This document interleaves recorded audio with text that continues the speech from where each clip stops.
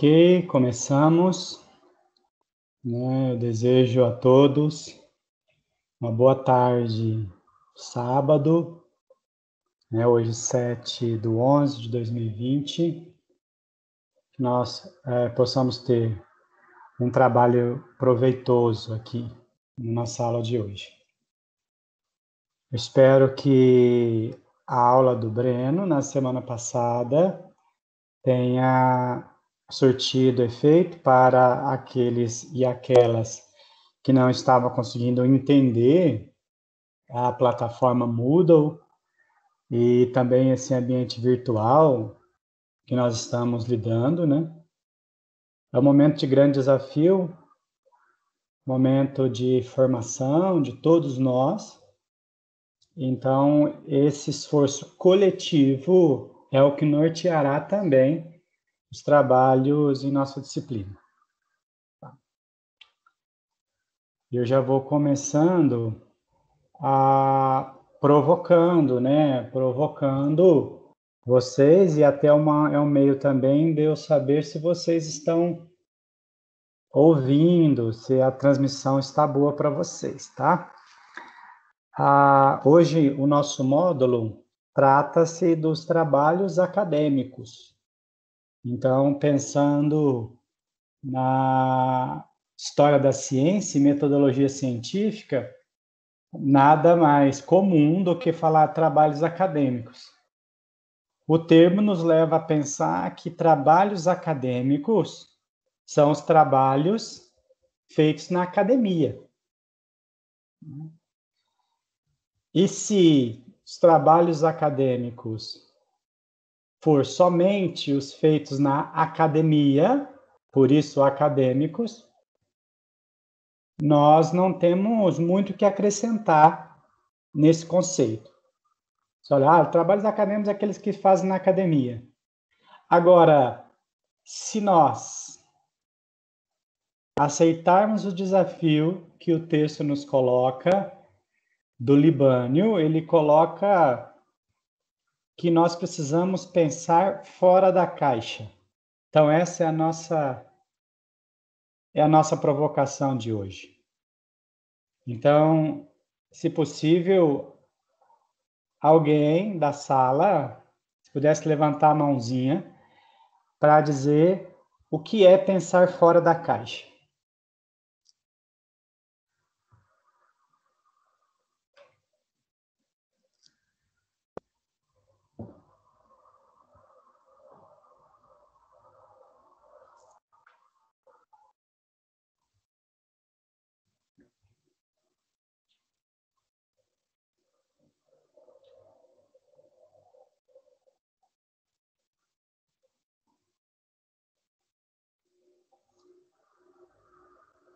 Fernanda Torquato, muito boa tarde. O que seria, Fernanda, pensar fora da caixa? Olha, eu acho que pensar fora da caixa é fugir do que é óbvio. Não pensar literalmente, mas explorar as possibilidades. Ótimo, ótimo, ótimo, ótimo. Fugir do óbvio, né? Fugir do óbvio. Enquanto outras pessoas pensam, gostaria de continuar nessa provocação. Agora o Marcos. Marcos, muito boa tarde. O que seria pensar fora da caixa? Boa tarde a todos e a todas. Bom, para mim, pensar fora da caixa seria fugir de um padrão, de uma regra. Não necessariamente seria o anarquismo, mas sim seria criar novas metodologias ou novas possibilidades que fogem do dito tradicional. Ótimo. Marcos, é um prazer muito grande estar trocando com você, já que a gente já começou a pensar um pouco fora da caixa nas redes sociais. Né? É um prazer imenso estar construindo essa disciplina com você, tá?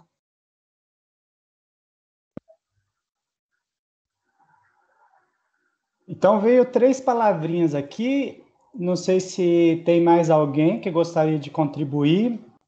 Olha, o nosso módulo hoje nos propõe pensar fora da caixa, né? Até porque, se você pensar que trabalhos acadêmicos são aqueles feitos na academia, a caixa está fechada e pronto e acabado. Agora, se nós aceitarmos uma proposta de construção, vamos ter que desbravar o pensamento fora da caixa. É comumente pensado trabalho fora da caixa na sociedade atual, né? Como trazer o novo, né?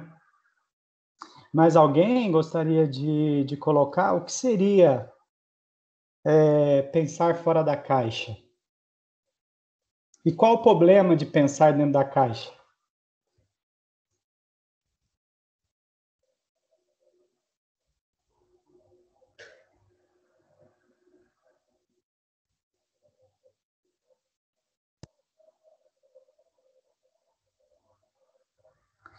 Adriana, muito boa tarde. Você gostaria de complementar?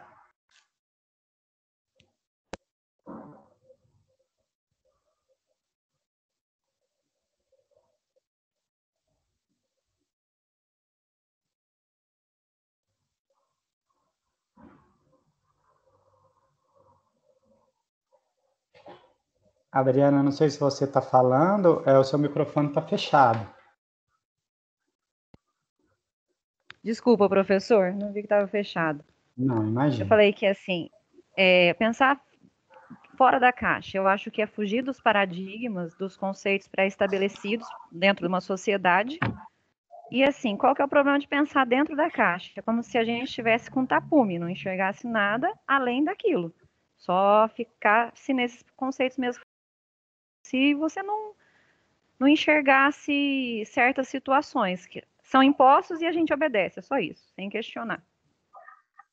Perfeito. Gente, que momento disparador e interessante, né? Então, olha, nós temos alguns desafios para lidar hoje e eu creio que nós vamos conseguir avançar nisso. Ó, então, nós temos fugir do óbvio. Né? Talvez esse óbvio seja até um senso comum. E aí depois tem superar o padrão, o que está estabelecido, a regra. Fugir dos paradigmas. Fugir dos paradigmas.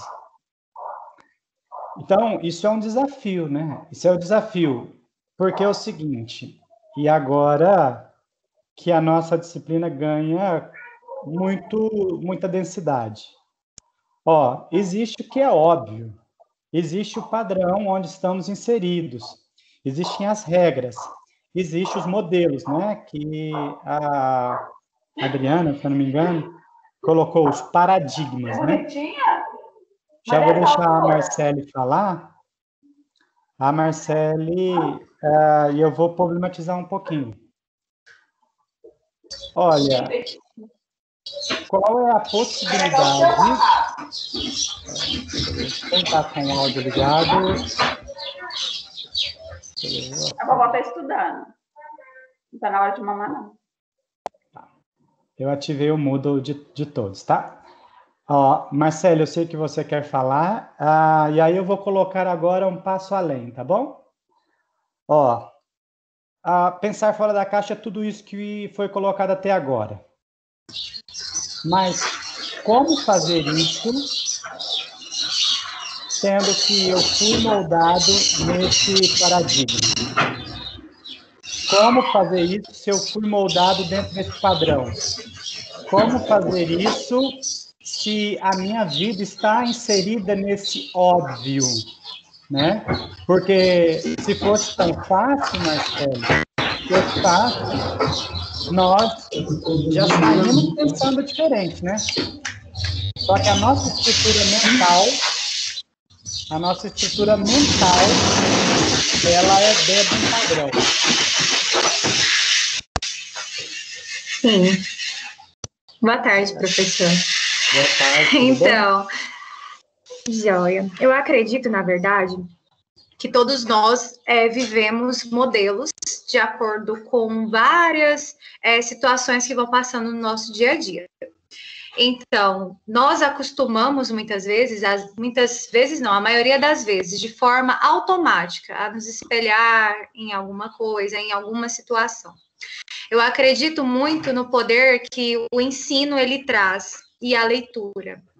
Porém, também a gente tem que levar em consideração que a maioria das pessoas, principalmente aqueles estudantes que são de escolas públicas, que não têm aqueles recursos de pesquisa como outros estudantes, não têm acesso a esse tipo de leitura, a esse tipo de desenvolvimento. E a mídia, ela acaba problematizando muito a situação, porque, querendo ou não, de uma certa forma, ela influencia as pessoas a não saírem da caixa. Certo? Então, esse desenvolvimento crítico, essa quebra de paradigmas, eu acho que ela começa com aquele desejo interno de ser diferente, de se sobressair, né? E aí começa, sim, uma jornada para realmente iniciar esse pensamento aí fora da caixa. Você disse uma palavrinha-chave para a nossa disciplina hoje, que é a questão do desejo. Desejo, ela daria uma outra aula, mas eu gostaria de tocar nisso hoje, na questão do desejo. Das pessoas que falaram e até as demais, se quisesse contribuir, está claro para nós o que é a caixa? Porque vocês estão corretos, né? Pensar fora da caixa é fugir dos padrões, dos paradigmas, né? Mas está claro para nós, a Marcele falou, olha, nós temos uma deficiência educacional. Dentro dessa deficiência educacional, será que eu consigo enxergar a caixa? Será que eu consigo saber quem está dentro da caixa? Será que eu consigo vislumbrar o que é estar fora da caixa e quem estará comigo fora da caixa? Olha quão problemática é a nossa situação educacional, porque muitas das vezes nós aceitamos o que é imposto para nós, não por falta de desejo, mas é porque o que foi deixado para nós. O que foi deixado para nós.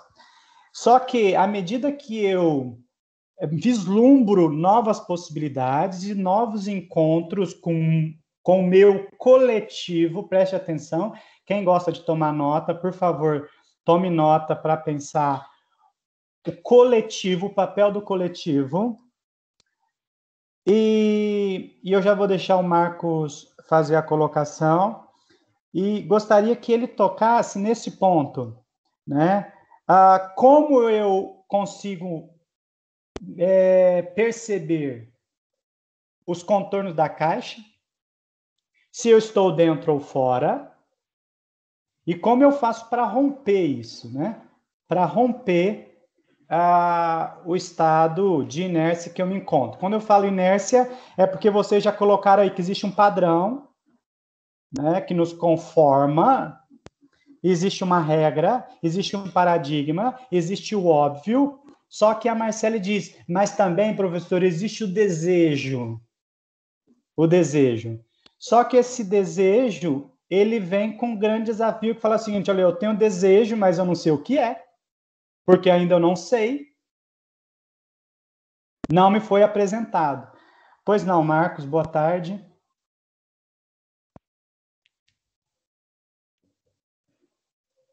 Boa tarde novamente, professor, e todos e todas. Bom, tem um texto do Ubiratã Ambrosio, que ele fala sobre gaiolas epistemológicas, que vão nos formando e vão nos fechando nessas chamadas caixinhas. Então, começa desde o nosso nome até religião, forma de se comportar, forma de tratar o outro, forma de ver e enxergar o outro, né? Forma de ser e se posicionar. Então, tudo isso vai nos fazendo essa caixinha. Então, o papel do coletivo, eu acredito que em um primeiro momento, ela surge nesse intuito, de fechar e formar essas caixinhas.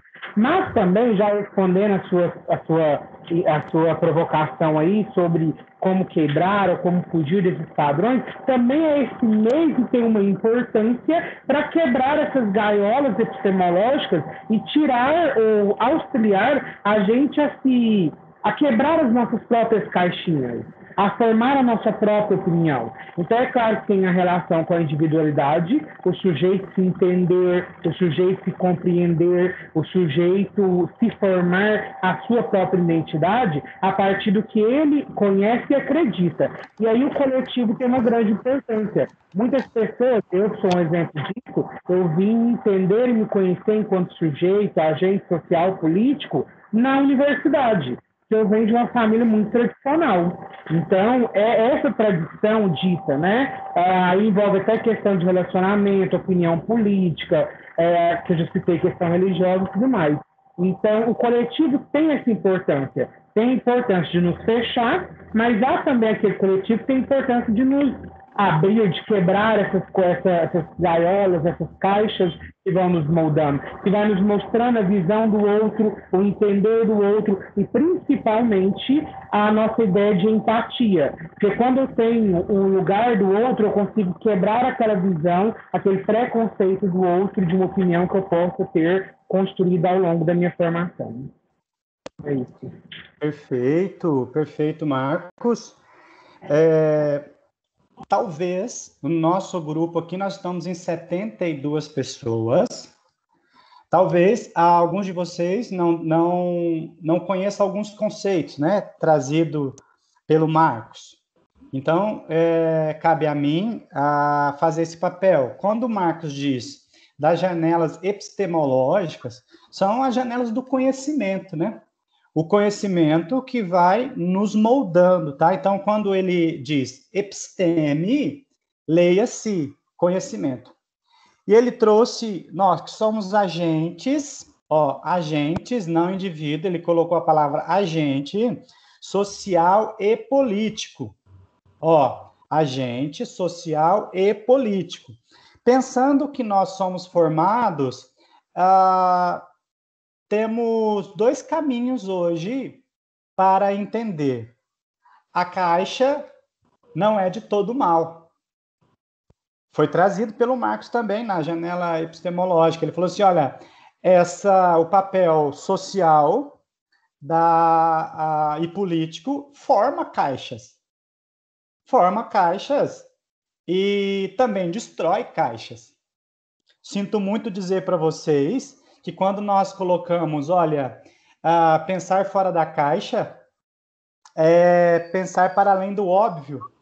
E aí o Marcos avançou e falando o seguinte, olha, você vai sair da caixa e vai para outra, né? São numa sucessão de caixas infinitas. Só que qual que é o papel da educação? Fazer você pensar-se, você, agora no indivíduo, pensar-se enquanto coletivo. Pensar-se enquanto coletivo. Aí nós conseguimos ter um salto epistemológico. O que é o salto epistemológico? Salto do conhecimento. Quando você está numa caixa imposto a você, é o que nós chamamos na teoria crítica, que nós vamos ver hoje, de alienação. Quando você sai dessa caixa e compõe um coletivo, esse coletivo você se identifica com ele, não uma identificação subjetiva, mas objetiva, como social e político. Quando você identifica com essa outra caixa, é o que a gente chama de emancipação. Então, o papel da educação é desnudar em que caixa que você está e para que caixa que você quer ir. Eu estou claro ou preciso explicar mais sobre isso?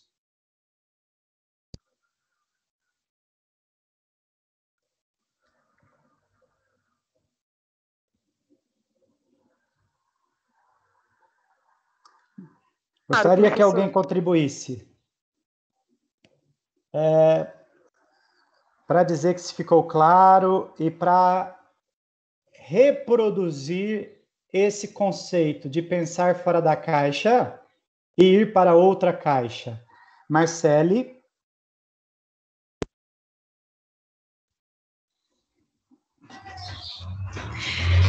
Então, professor, não sei se estou certa, se entendi assim 100%, mas o que eu entendi dentro dessa questão do coletivo, né, é porque, querendo ou não, o meio influencia muito na forma como o indivíduo se comporta. Porém, né, não justifica o comportamento final.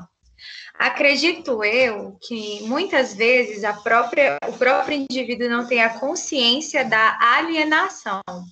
Acho que a emancipação ela é algo mais consciente, porque ali sim se tem aquela situação de que você enxergou o que estava na caixa, naquela caixa que não deixa de ser uma caixa, para você ir para outra caixa com pensamentos diferentes. Né? Quando a gente coloca o pensar fora da caixa, não é só porque não é que a gente vai abrir o pensamento de uma forma completamente aberta, mas é que a gente vai juntar com aquela caixinha ali outras caixinhas que também são importantes. Eu acho que na visão do coletivo é isso, porque todos temos uma caixinha em si, e a junção dessas caixinhas, entre aspas, faz com que a situação se torne mais relevante, mais importante, mais discursiva e mais, assim, a percepção, ela muda, na verdade, com o coletivo, né? Na minha opinião, não sei se estou certa ou errada. Tá totalmente certa, Marcele. Olha, vocês percebem que estamos indo num crescente, né? Olha, quando a Marcele começou a falar, ela disse o seguinte, olha, a influência do meio. Eu falei assim, nossa, será que a Marcele está falando de determinismo aqui, né?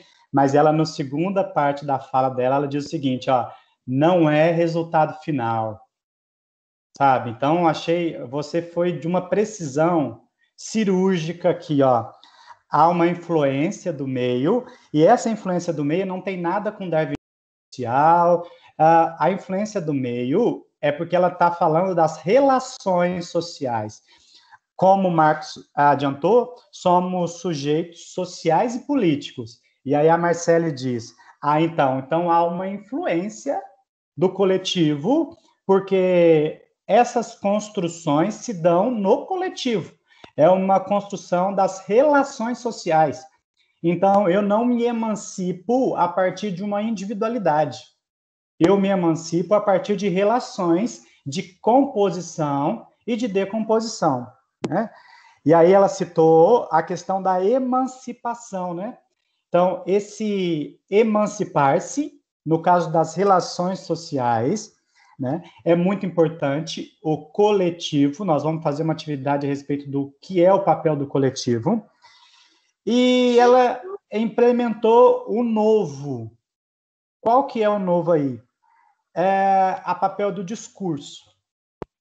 Esse papel discursivo, ele é muito importante, porque na nossa história educacional brasileira foi negado o discurso à classe trabalhadora. Foi negado, tanto que a classe trabalhadora nem podia acessar os ambientes educacionais.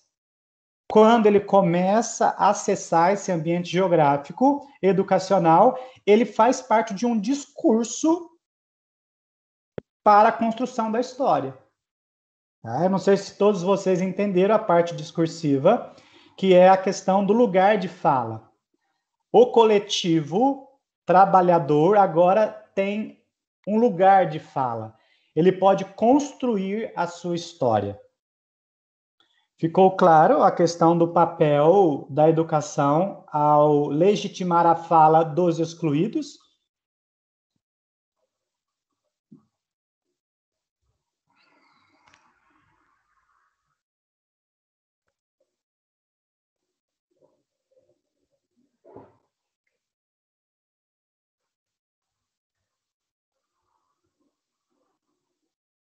Creio que sim, né? Quem cala consente ou não está ouvindo, né? Espero... Não ficou claro, professor. Tá bom, então.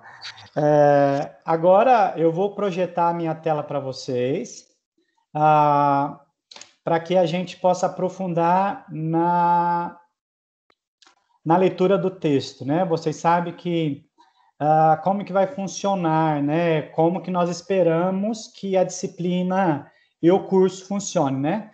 Todos os sábados temos um módulo e esse módulo abre uma atividade que será feita durante a semana, tá? Sempre uma atividade por semana, um módulo por semana, tá? Eu vou partilhar minha tela com vocês aqui.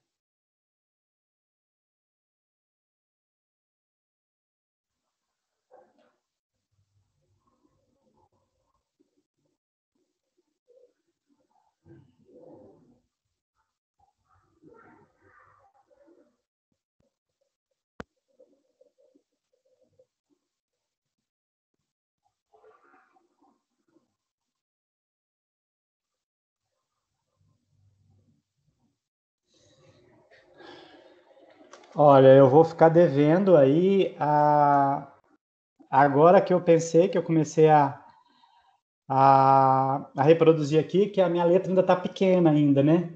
Então eu vou pedir perdão, né? Mas como está gravado e eu vou sempre descrever o que está escrito, né? Isso aqui é só um pretexto. Espero que Professor, não tá tenha dando para problema ler na bem aqui, viu? Oi? Tá dando para ler bem aqui. Ah, tá. Quem que está falando? Professor, Obrigado. Oi? professor, é a Flávia. Tem como a pessoa também dar o zoom. Bom, eu estou no celular, né? No celular a pessoa consegue dar o zoom da sua tela. Então tá bom. Ó, quem tiver com dificuldade, pode dar um zoom aí. Obrigado, viu, Flávia? Aí já facilita aqui. Olha, trabalhos acadêmicos, nós já vimos que não é só os trabalhos feitos na academia, tá bom? Trabalho acadêmico será mais do que isso. Olha a nossa empreitada para a semana aqui, ó. Nós temos uma atividade teórica, que é a análise de texto. Muitas pessoas me perguntaram sobre essa análise e tá aí, né? As primeiras 3 análises são análises do que nós estamos fazendo agora, né? Nesse primeiro momento, pensando a pesquisa, pensando os trabalhos acadêmicos, né? Quando nós pensamos no conhecimento ou numa pesquisa científica, o que se quer com essa pesquisa, né? Você quer um resultado para que você complemente uma etapa da sua formação, ou seja, olha, eu estou pesquisando para terminar o meu curso, estou pesquisando para fazer o TCC. O que você quer com essa pesquisa? Só terminar. O Thomas Kuhn diz o seguinte, olha, você não está fazendo nada de extraordinário, você vai repetir os paradigmas que estão aí postos. E quanto ao querer individual, como ele impacta o coletivo, né?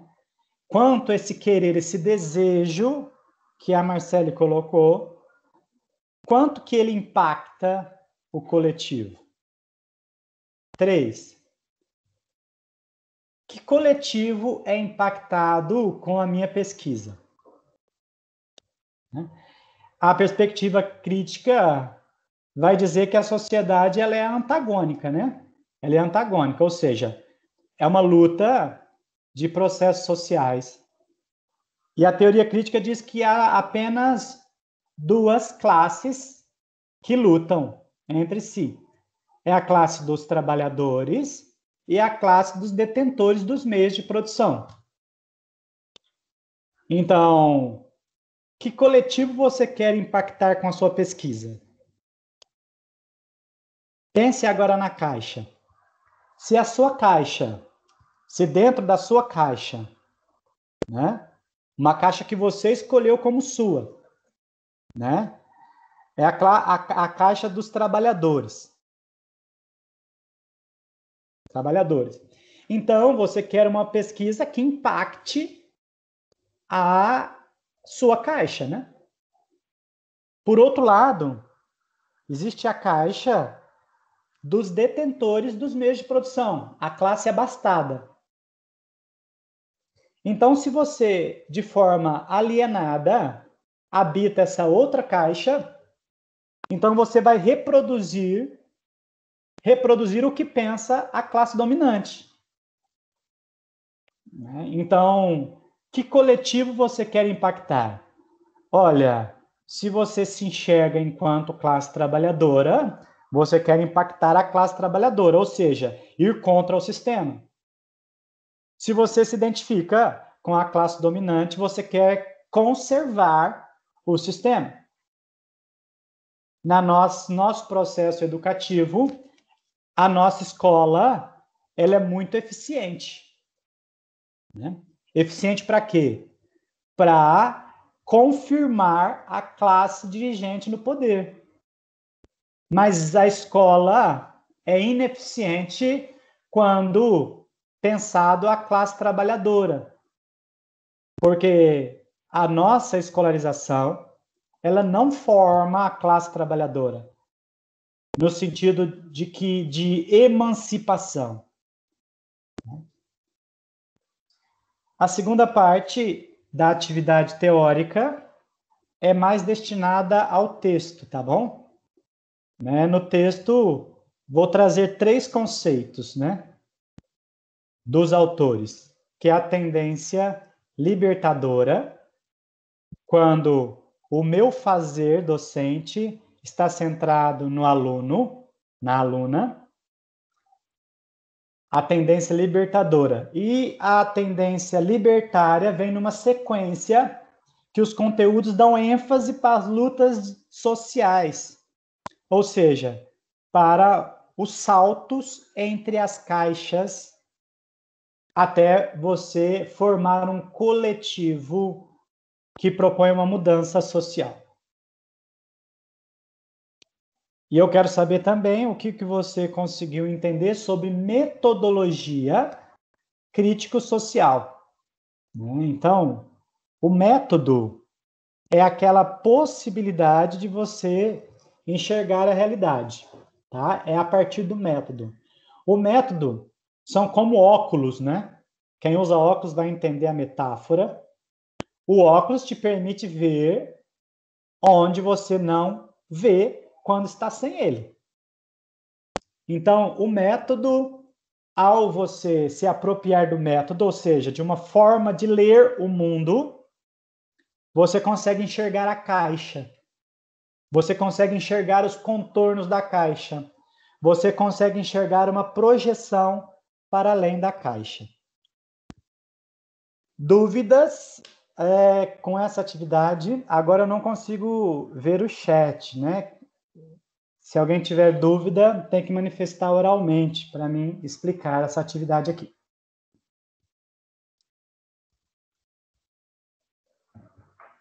Boa tarde, professora. É a Luana, do Polo de Uberaba. Boa tarde. Eu não sei se eu perdi alguma parte, se eu me distraí. Desculpa se parecer repetitivo. Mas essa informação dessa atividade semanal é referente ao texto que a gente está lendo? Do primeiro módulo? Sim. Então, esses são os passos que a gente deve seguir para fazer a atividade. Isso mesmo. Ah, não. Então, tudo bem. Muito obrigada, professor. Imagina. Olha, a próxima atividade é uma atividade prática, É uma atividade prática, pensando no momento que nós estamos vivendo, na pandemia. Alguém vai falar? A Kemily levantou a mão. Ah, tá. Por favor. Não, professor, a minha dúvida era da aluna anterior, é porque no Zap, no grupo, as meninas não estão entendendo, que algumas que leu o texto, que são 39 páginas, não está achando que, como se diz, como que está pedindo, tem no texto. Aí a gente estava achando que leu o texto errado, mas aí o senhor falou que é aquele texto. Sim, e nós vamos ter aula hoje dele, Então, acho que vai ficar mais claro. Então tá bom, muito obrigada. Continuar por aqui. Por nada. Marcos, vai moderando aí para mim, tá bom? A segunda atividade é uma atividade prática, nesse momento pandêmico, as atividades práticas nas escolas, elas são inviáveis e na nossa disciplina, ela tem 15 horas de atividade prática. E qual será a atividade dessa semana? Todos nós faremos um vídeo de 5 a 10 minutos explicando como fazer pesquisa em educação, como fazer da pesquisa em educação uma pesquisa extraordinária. Se vocês lembrarem da primeira aula comigo, eu falei que a pesquisa normal é aquela que repete os paradigmas, ou seja, as construções nas caixas.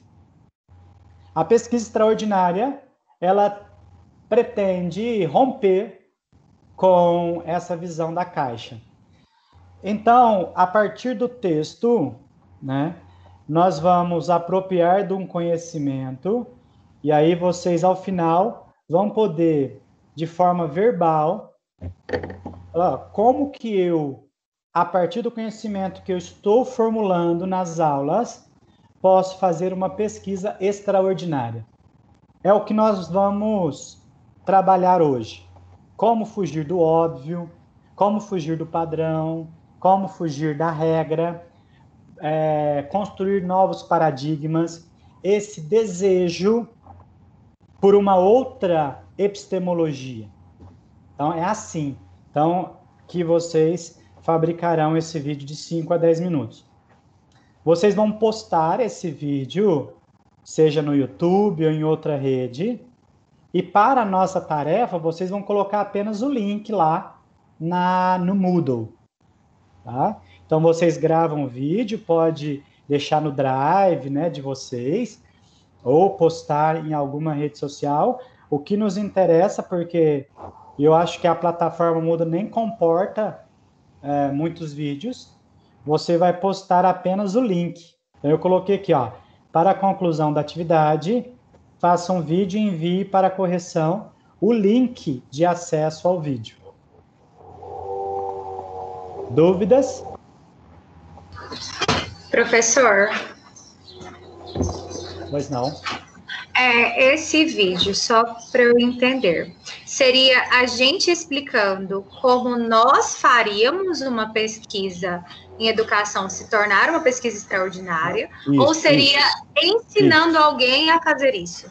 Não, vocês fazendo. Porque nós não começamos a aula dizendo que pensar fora da caixa é fugir do óbvio. Então, você não precisa dar exemplo no vídeo. Você fala o seguinte, então, fugir do óbvio é isso. Fugir do padrão é isso.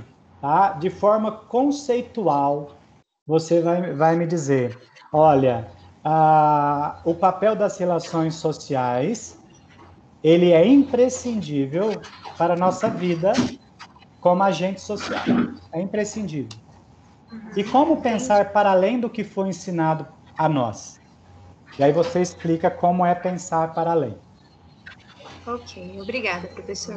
Eu que agradeço a participação. Então vamos para o texto, e nós vamos começar a desbravar uma leitura acadêmica do texto. Bom? É um texto belíssimo. Para quem leu, sabe que o texto é belíssimo. Teve uma discente que leu e fez um relato para mim da leitura. Eu achei uma leitura muito aprofundada, muito boa, né, do texto, porque mostrou que a pessoa levou um tempo para construir aquela formulação.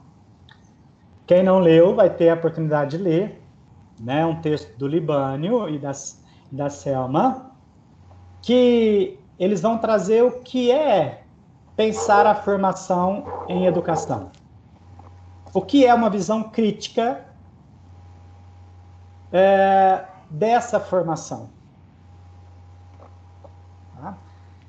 Então, olha, vamos aos poucos e quando vocês quiserem me interromper, fiquem à vontade, tá? Então, o texto apresenta uma análise crítica do histórico da formação. Então, o que o texto vai trazer? vai trazer o passo a passo da formação pedagógica no Brasil. Então, vocês vão ler, ao ler, vocês vão ver que se estabelece uma bolha de exclusão na formação dos profissionais brasileiros. A ponto do texto mostrar um marco aí para pensarmos a mudança na formação dos profissionais da educação, que é em 1980. Já coloquem aí, para quem toma nota, 1980. Olha como é recente esse pensamento da formação educacional no Brasil. É muito recente. E ele vai falando que pensar a pedagogia é uma relação de ambiguidade, que as propostas das políticas públicas, elas são técnicas em detrimento da teoria.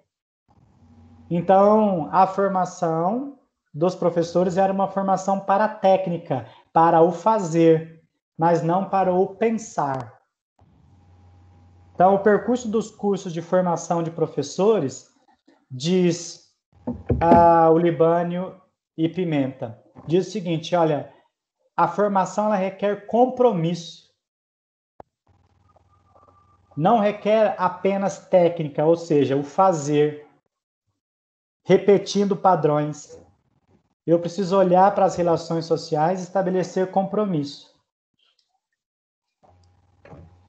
Então, como a nossa disciplina ela se pauta na construção metodológica, então nós não vamos falar da história da educação, tá? Então nós vamos pensar a pesquisa. Então, pensar a pesquisa em educação. Por que que esses autores escrevem dessa forma? Ou seja, a perspectiva crítica. O que quer dizer isso? Sempre quando colocar lá perspectiva crítica, vocês têm que pensar, olha, esses autores estão pensando as relações sociais, né? Como elas se dão. Como a teoria crítica pode nos auxiliar nas nossas pesquisas? E aí já é uma dica para o vídeo. Olha, como fazer uma pesquisa extraordinária? Como fugir do óbvio? A teoria crítica, ela nos põe nas relações sociais, nas problemáticas sociais, e daí extrapolar a caixa. Então, a pedagogia ela é uma reflexão teórica baseada nas práticas educativas e sobre elas. Não é uma repetição de modelos, tá bom? Então, a pedagogia, ela não quer repetir modelos, ela quer, baseado no que está acontecendo, provocar mudanças qualitativas. Então, essa pedagogia histórico-crítica, ela tem objetivos sociopolíticos. Outra palavra importante, olha, objetivos sociais e políticos, que já foi adiantado no início da nossa conversa. Qual que é a tese central dos autores, né? Então, para nossos autores, né, a análise crítica das realidades sociais, ela desponta num compromisso. Então, olha, se eu olho para a realidade, para além da minha caixinha, para além da forma e da fórmula, né, então eu tenho um compromisso. Então, esse compromisso é embasado pelas tendências progressistas. E aí você precisa enxergar no texto... Pois não? Se a Lídia me deu oi. Professor, você poderia voltar à tela anterior, só para eu acabar uma anotação? Claro. Mas vai ficar disponível essa projeção para vocês, tá? Eu vou disponibilizar o PowerPoint e também a gravação, tá bom?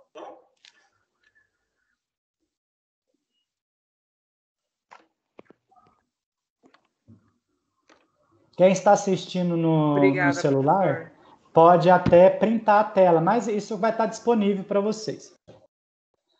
Olha, então, partindo dos autores, como eu encaro a formação educacional ou a minha pesquisa como compromisso? A partir de tendências progressistas. E aí é a nossa atividade teórica semanal.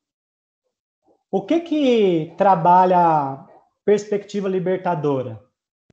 Os conteúdos, eles não são transmitidos para um aluno que não sabe. Na perspectiva libertadora, os conteúdos são extraídos do cotidiano do aluno. Perceberam a diferença na perspectiva libertadora? Então, você não vai lá com um detetor de saber, mas você extrai esse conhecimento do cotidiano.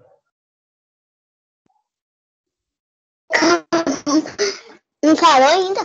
Tá bom? Alguém quer comentar? Olha, se na perspectiva libertadora você parte do aluno, a perspectiva libertária, numa sequência, dá ênfase para as lutas sociais. Você olha para a sociedade e vê um conjunto de caixas lutando entre si. Então, você dá ênfase para essa luta. E se você dá ênfase para essa luta, você também consegue superar alguns embates sociais. Percebem que vai num crescente, né? Nessas perspectivas. A libertadora trabalha a partir do cotidiano do aluno. A libertária coloca ênfase nessas relações. E aí, nessa metodologia crítico-social, né, nós falamos que usamos do óculos, da lente, da dialética, ou seja, do conflito. O confronto das experiências pessoais e o conteúdo transmitido na escola.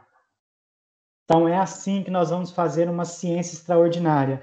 É assim que nós vamos fazer uma pesquisa extraordinária. É assim que nossos trabalhos acadêmicos sairão da norma, sairão da regra, sairão da fórmula, para ir para um outro patamar. É um patamar de produzir mudanças sociais.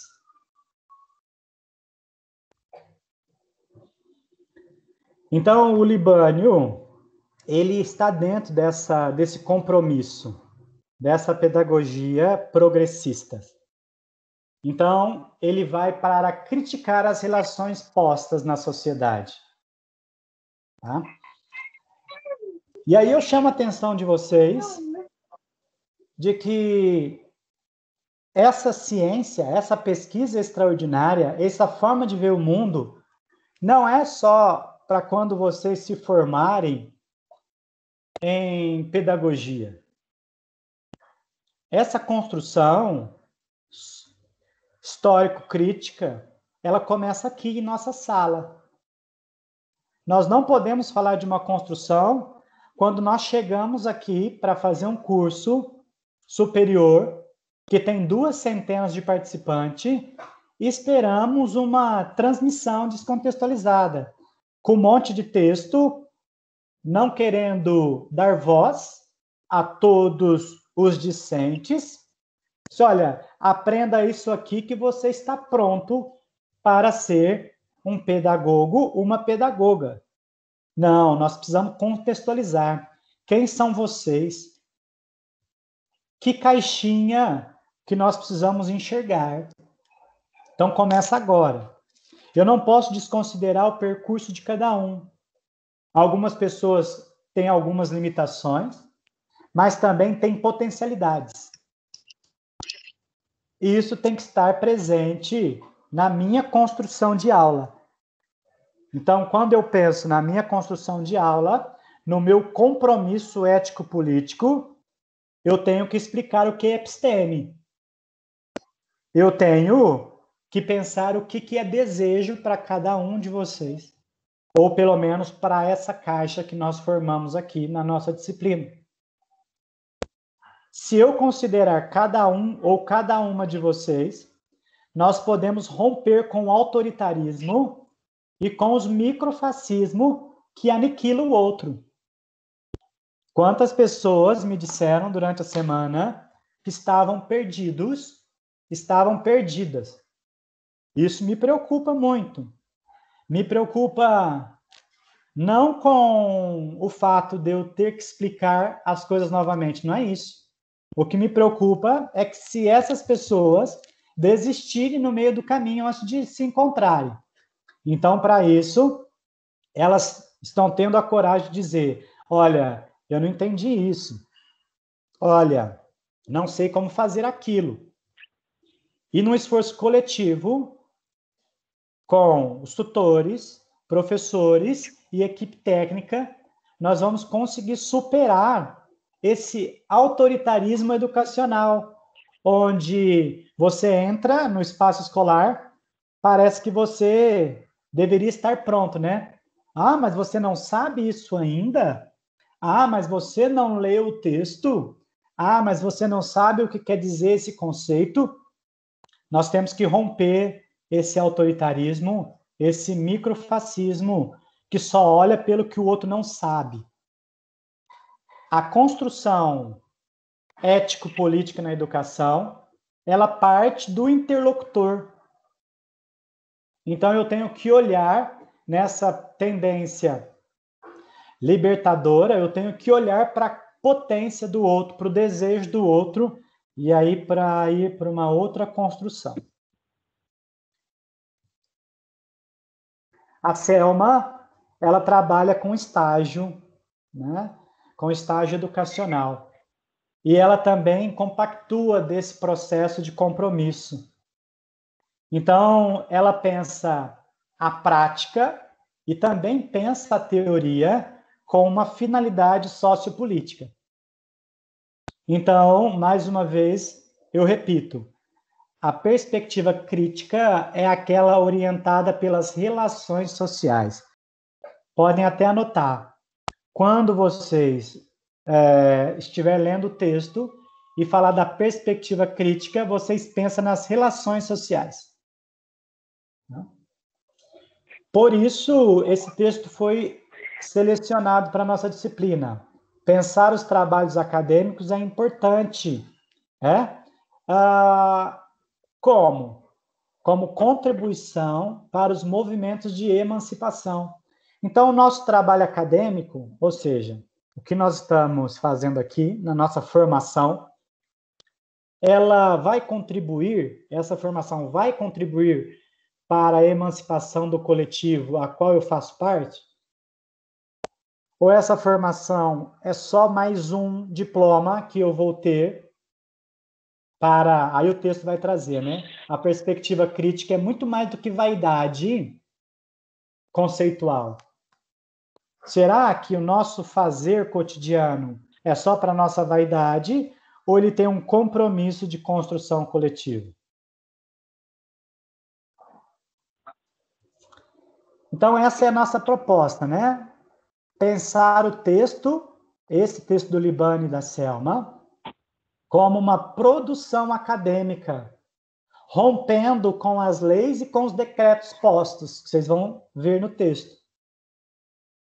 Então, o curso de pedagogia, ele destina a formação de profissionais interessados a isso. Interessados em olhar para essas relações educacionais. Segundo os autores, se não for para isso, eu vou repetir velhos paradigmas. E quando fala velhos paradigmas, quer dizer a conservação da educação que está aí. E mais uma vez eu digo para vocês, a educação que está aí, ela é muito eficiente para conservar as elites do atraso.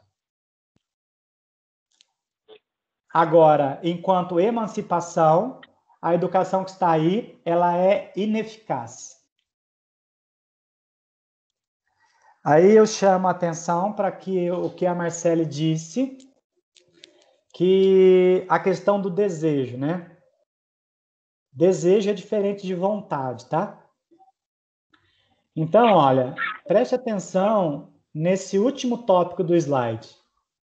O interesse investigativo é mais do que uma volição, tá? É mais do que uma vontade.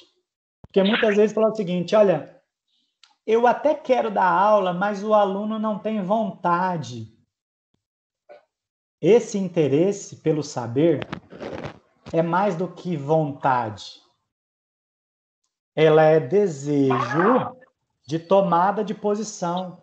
Você precisa estar dentro de um coletivo, de uma construção coletiva. Então, esse é o centro da disciplina que nós estamos aqui, né? De capacitar para que nós tenhamos desejo de romper com o que está posto. E aí, quem tiver pelo celular, printa a tela ou vocês anotem aí para ir para o texto, tá? Como que eu consigo ler esse texto? Sabendo o que é uma análise crítica. A análise crítica é o olhar para as relações sociais. Esse texto vai tratar de formação dos profissionais. Como que é a formação dos profissionais? Vocês vão ver que o texto traz que a formação educacional está dentro de uma caixa. A partir de 1980, a proposta é superar essa caixa.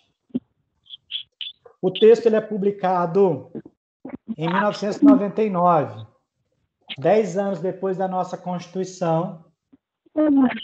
E depois de 20 anos, nós temos os mesmos desafios. E pensar a tendência libertadora e libertária. Libertadora enquanto pensar no seu interlocutor, pensar no aluno. Libertária, colocar ênfase nas lutas de classe, nas tensões sociais.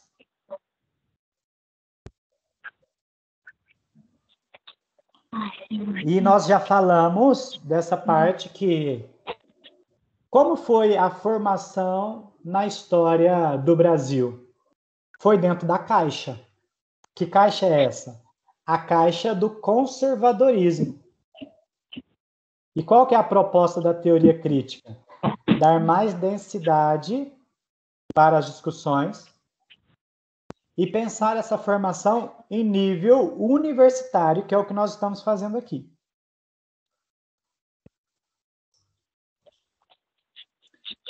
Então, o que é uma análise crítica? E aí eu vou colocar para vocês algumas questões retóricas que vocês, ao longo do texto, conseguirão responder. A quem interessa o imobilismo educacional? A quem interessa essa educação que está aí? Ela interessa a uma classe. Pois não?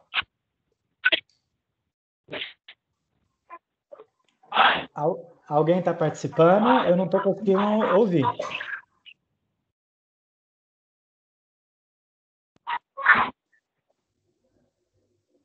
O que seria esse imobilismo? Ah, ótima pergunta. Quem está conversando comigo? É a Lidiane. Lidiane, a educação que temos hoje no Brasil, ela é uma educação que emancipa quem está no ambiente educacional ou é uma educação que reproduz velhas práticas? Na minha opinião, ela está reproduzindo velhas práticas. Parabéns. Então, ela deixa o educando imóvel, né? Se ela deixa o educando imóvel, Lidiane, responda para mim. Interessa a quem que o estudante fique imóvel? Agora me pegou. Repete a pergunta para mim, por favor, porque minha filha conversou e eu não ouvi. Tá. Ó, essa educação que está aí, ela não faz com que a emancipação chegue no coletivo dos trabalhadores, né? A grande massa de pessoas que estão dentro da escola. Então, ela deixa o educando imóvel, né? E aí... Sim, porque eu entendo assim, né? Pelo que a gente vê dentro da escola, até por ser uma escola estadual, a gente percebe que os alunos, ultimamente, eles também não têm tanto interesse E o professor fica preso a um conteúdo, que é um caderninho que vem de fora, e ele fica preso naquilo ali. Então ele O está dentro da Estado, na caixa, né? realidade, sim, o Estado, na realidade, ele não está muito preocupado se o aluno está ou não querendo estudar. Ótimo. Ele simplesmente vai jogando e o aluno vai passando. Isso. Então, esse imobilismo interessa ao Estado? Não. Não interessa? Se ele não está preocupado se o aluno está aprendendo ou não está aprendendo, então interessa ao Estado, não interessa? Sim. Então, se você tem uma massa de pessoas que não são emancipadas, você consegue fazer o que quiser dessa massa? Não. Eu não entendi o que o senhor quis colocar. Olha, quem dirige o país, a classe dirigente, ela quer que os alunos aprendam? Ela quer que esse... Não. Oi? Né? Dá a entender que não. Isso, eu também concordo com você. Essa classe dirigente quer continuar no poder. Sim. Né? Ela quer transformar o Brasil num quintal de uma meia dúzia de pessoas que dirigem a política e aí o resto brasileira. vai correndo atrás. Então, essa educação que está aí interessa para a classe dirigente. É isso que o texto vem trazendo. Uhum. Então, olha, quais forças que operam desde a década de 80 na educação brasileira? Então, de um lado, tem a classe trabalhadora, que quer uma educação de qualidade, e de outro lado, uma classe dirigente que quer que continue da mesma forma que está. Entendido? Entendi. Obrigado, professor. E aí, obrigado você. Nós corremos o risco de estar dentro de uma caixa, né, e fazer o que a classe dirigente quer que nós façamos. Ou seja, olha, eu pertenço à classe trabalhadora e, ao dar aula, eu pego o caderninho e não transformo ele de forma a pensar o coletivo. Eu só reproduzo as velhas práticas. É o que nós chamamos no começo de alienação.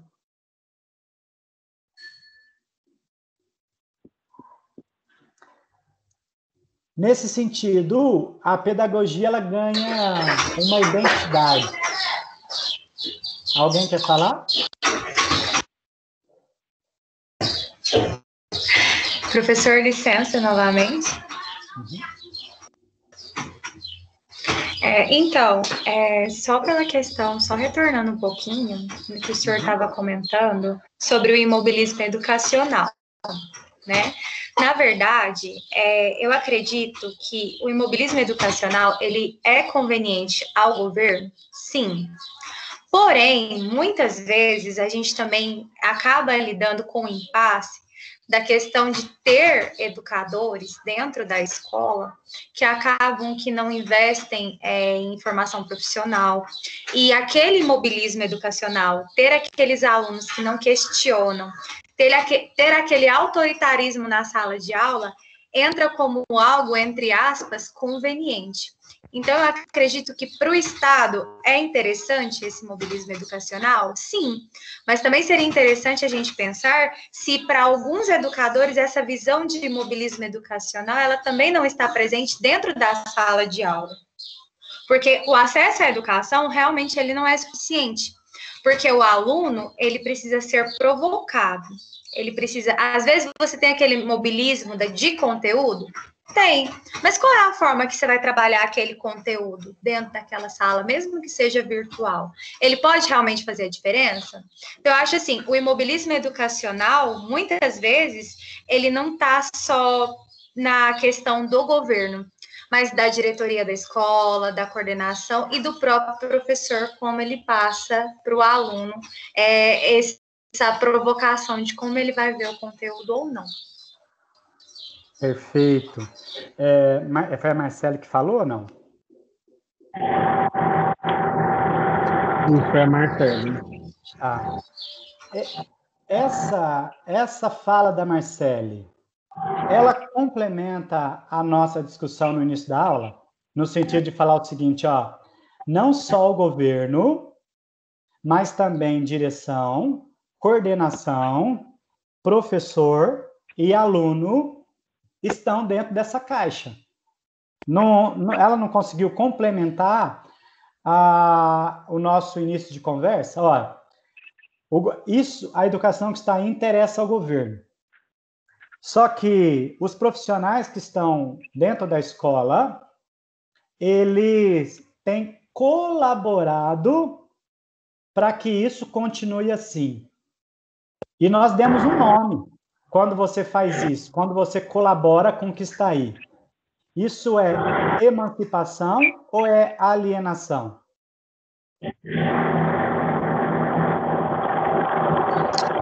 Alienação, né? Vocês entenderam? Foi a Flávia que disse? Sim. Ó, a ideia que a Marcele trouxe sintetizou a aula e ela diz o seguinte, olha, a educação que está aí, ela serve ao Estado. E muitas das vezes o Estado, ele tem uma política que não é efetiva para a emancipação, mas também os diretores, coordenadores, professores e alunos também repetem essas práticas, ou seja, está dentro dessa grande caixa do poder instituído. E aí eu perguntei, estar dentro dessa caixa, né? Não querer romper com as amarras, é emancipação ou alienação? E aí a Flávia disse, alienação. Então esse é o nosso papel aqui na disciplina, poder olhar para esses contornos, poder fazer algo extraordinário, né? No nosso fazer cotidiano, para começar por nós. A começar por nós. Porque esse diretor foi formado por essa pedagogia. A pedagogia dominante. A coordenadora também. Esse professor também. Esse aluno está sendo formado por esse tipo de alienação. É um determinismo? Não, não é. Só que isso é uma caixa que deve ser rompida. Por que não é determinismo? Porque nós estamos aqui hoje, pensando uma ciência extraordinária. Professor. Pois não? Eu tenho... Vou revelar a minha idade. 5 anos. E desde na 6ª série, eu tinha uma professora que era muito bacana, ela abria muito a nossa visão.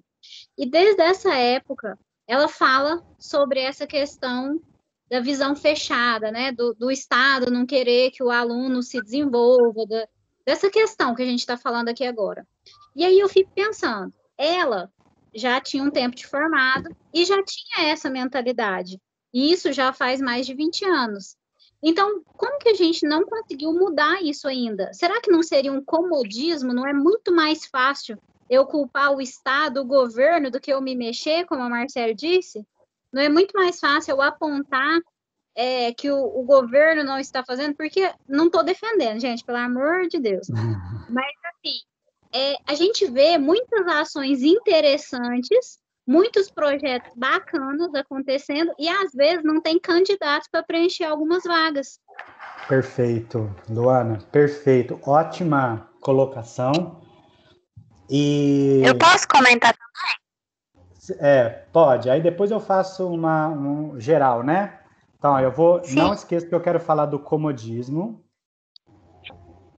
Pois não, pode falar. Professora Betânia, do Polo de Araxá. Boa tarde. Boa tarde. Porque até então eu estava com o mesmo pensamento da Luana em relação ao comodismo. Porque nesse assunto que a gente está abordando agora, eu vejo que não só em relação à escola, mas sim em relação à sociedade como um todo. Porque se as pessoas não procuram se informar mais, né, acho que até em relação à ignorância mesmo, aí sim parte do interesse. Porque aí a mentalidade é mais fácil de ser manipulada, é mais fácil de ser convencida de apenas uma opinião. Então, o objetivo de se buscar mostrar as coisas de forma diferente estaria quebrando esse comodismo e trabalhando a cabeça das pessoas para que elas mesmas procurem se informar mais a respeito de determinados assuntos, para não serem manipuladas facilmente. Pelo que eu estou entendendo, acho que seria isso. Ótimo. Eu vou deixar mais participantes, que aí eu vou comentar a questão do comodismo e a questão da sociedade como um todo que você trouxe, Betânia, que eu achei primoroso, e eu vou comentar, tá bom? Marcos, você quer contribuir? Quero sim. É porque vocês estão me ouvindo, então, né? Estou. Se você puder falar um pouquinho mais alto, Marcos, mas eu estou te ouvindo.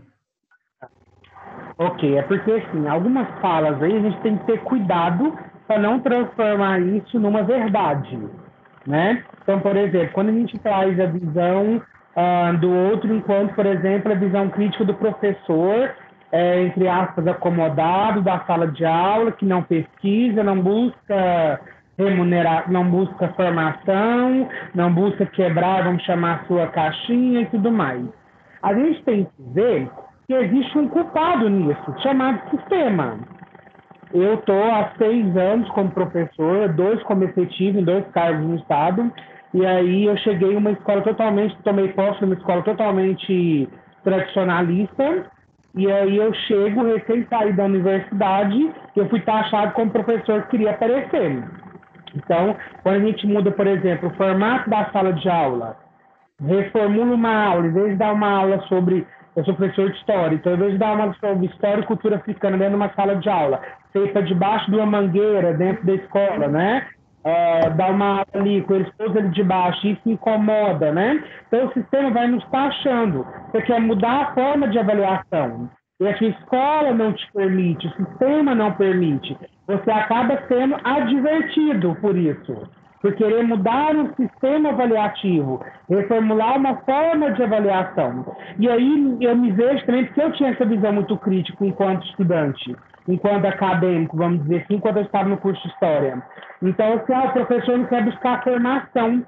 Mas qual é a oportunidade dada para essa formação? Que há, dentro do movimento dos trabalhadores, uma luta muito grande para que o professor busque uma formação acadêmica dentro da própria carga horária dele. E não é permitido ele fazer isso. Então, ele vai ter que fazer isso o quê? Se o professor tiver 2 cargos, ele vai ter 36 aulas. Fora isso, ele tem que cumprir mais 8 horas a mais em cada cargo.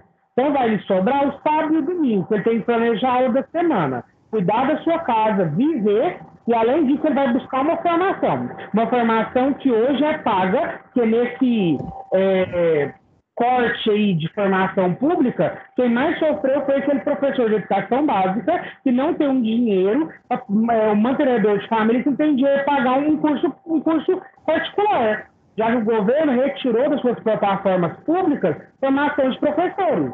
Há quanto tempo a universidade não dá formação gratuita para professor? Agora, na pandemia, saiu de formação devido à questão do EAD. Então, assim, a gente tem que ter essa visão de estar de um lado e estar do outro, né? A realidade de um professor, 2 cargos numa escola pública hoje é muito difícil. Então, quando a gente fala, às vezes ele não quer... Qual a própria formação para ele, para isso, né? Se a gente tem um professor final de carreira, que a sua formação foi totalmente outra, não tinha nem muitos conceitos que nós discutimos hoje, por exemplo, na aula. Como querer que esse professor saia de algo que foi impregnado dele e do nada vá sem uma base para isso. Então, acho um pouco perigoso algumas afirmações que foram feitas na fala. É só isso, obrigado. Ok, eu vou depois amarrar as pontas, tá? Gostaria de salientar a questão do comodismo, sociedade como um todo, a pergunta retórica para o Marcos, né? Onde está o aluno crítico, né? E o papel do coletivo. Marcele, você quer contribuir?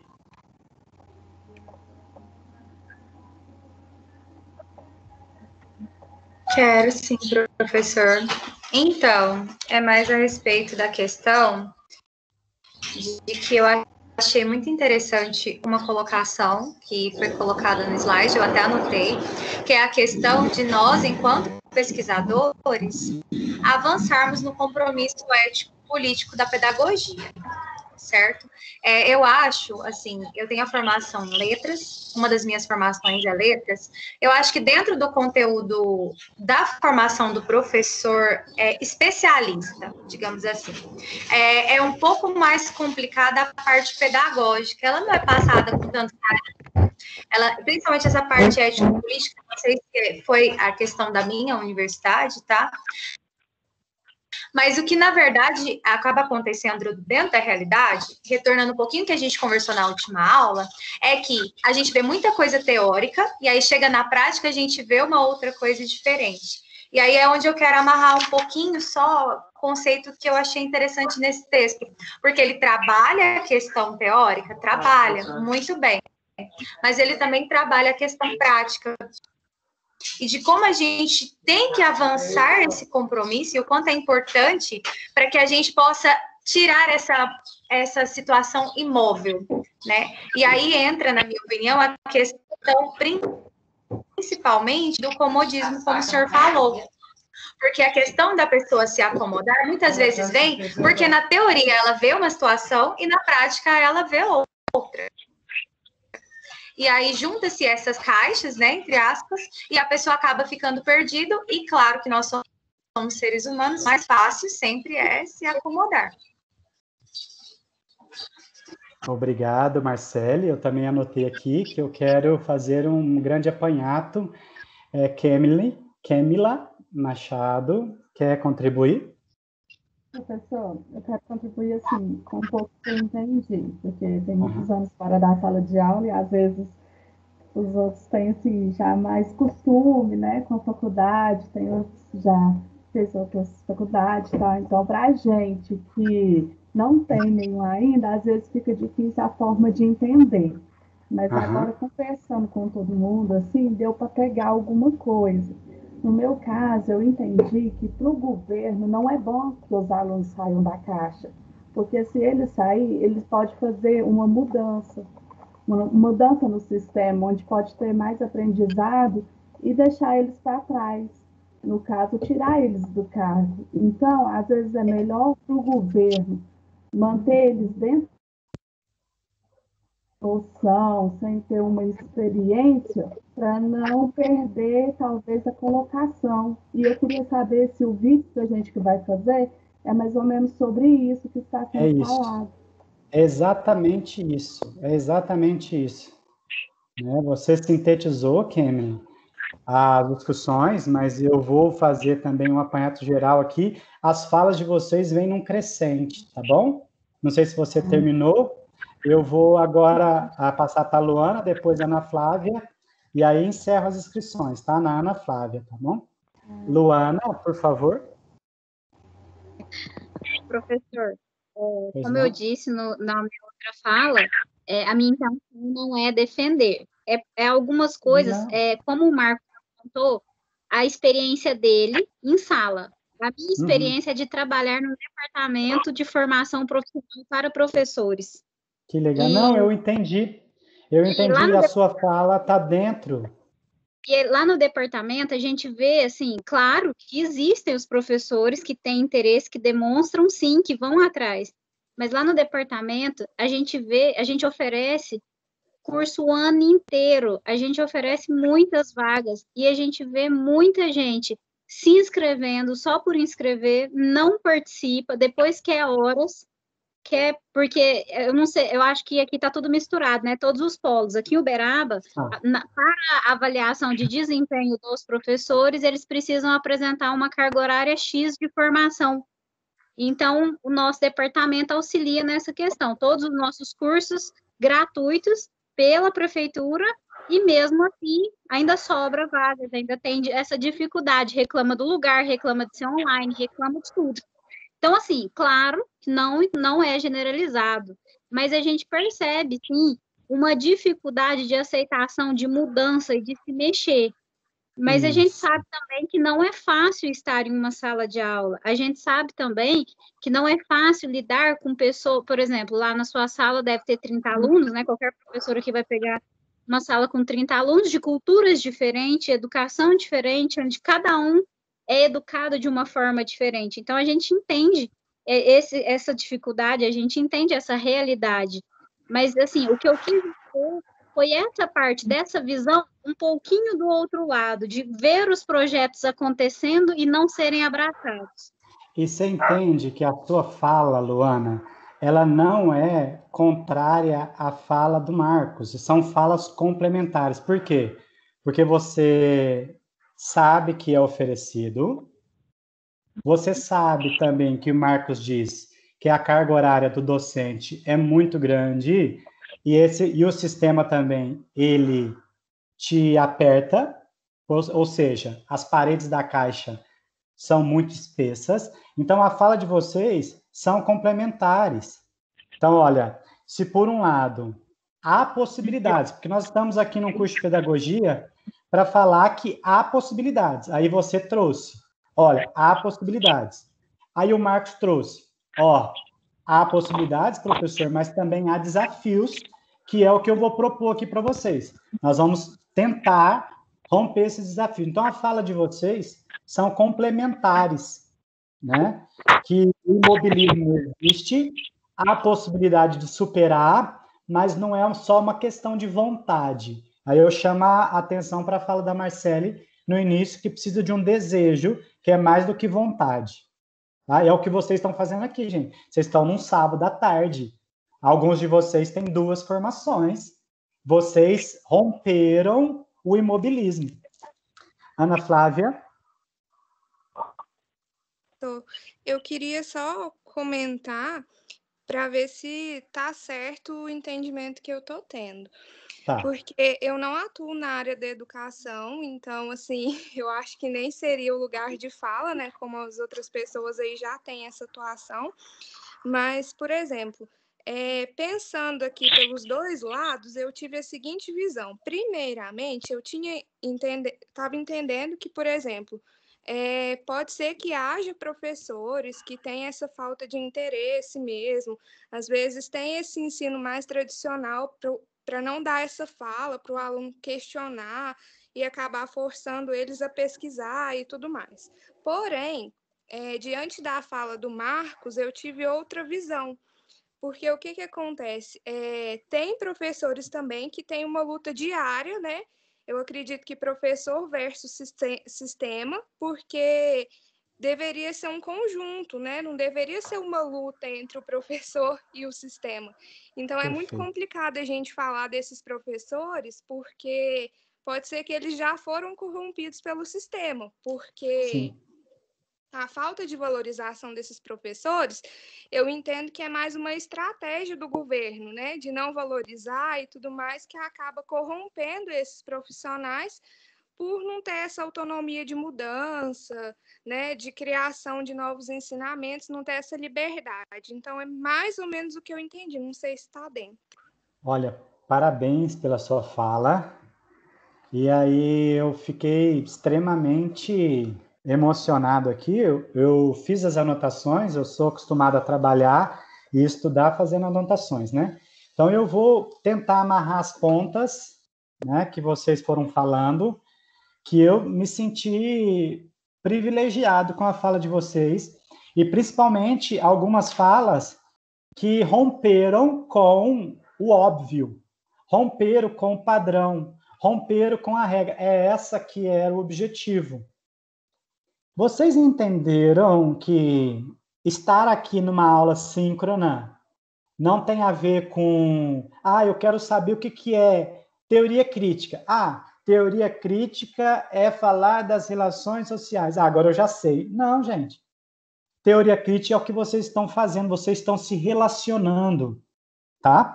Então, olha os pontos que vocês elencaram para a gente pensar essa ciência extraordinária.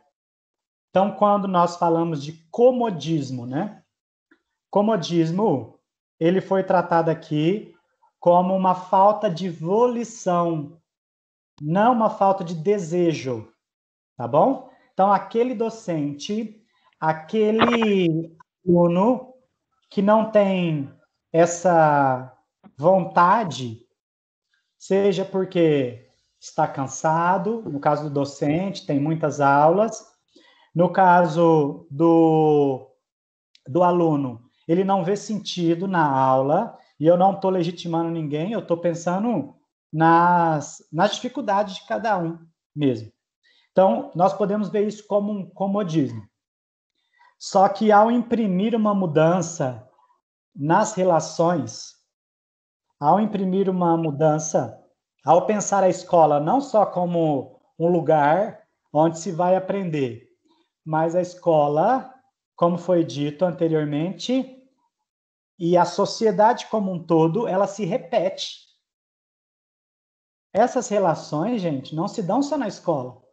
Essas relações de alienação se dão em todo o núcleo social.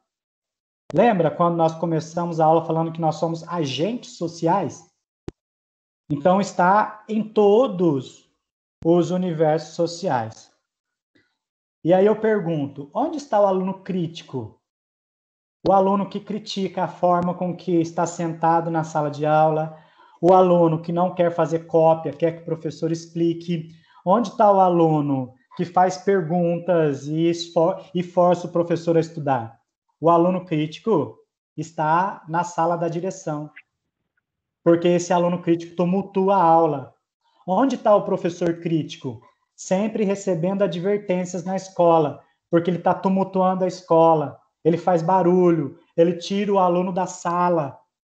Então, ser crítico não é tão fácil assim. É um caminho, tá?